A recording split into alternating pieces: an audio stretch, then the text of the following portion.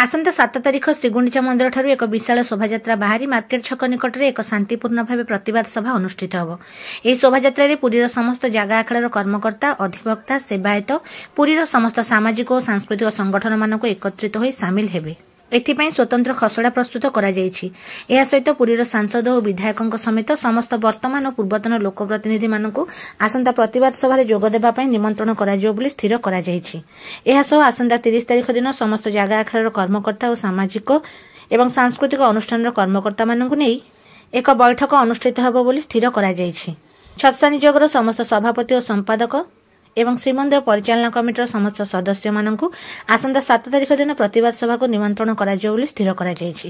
एही प्रतिवाद सभा को सफल करबा पई विभिन्न कमिटी मान गठन करा जायछि, जो माने कि आगामी दिन रे शोभायात्रा को प्रतिवाद सभा को सफल करबा पई अहरह उद्यम करिवे। पुरी लोकंक अवगति निमंते पुरी सहर में अटो बुलाई प्रचार प्रसार करा जिवो और विभिन्न खबर कागज रे प्रचार पत्र पठा जाई 7 तारिख कार्यक्रम में सामिल हेबा पई निवेदन करा जिवो। पुरीवासी श्रीमंदिर स्वतंत्र दर्शन अभियान सफल किपरि होई परिबो सेथिबे मंच तरफ आसंता डिसेम्बर 7 तारिख रविवार श्रीगुंडीचा मंदिर ठारे अपराह्न 4 घटिकार एकत्रित हेबा पई पुरीवासी मंच तरफ निवेदन करा जाउछि।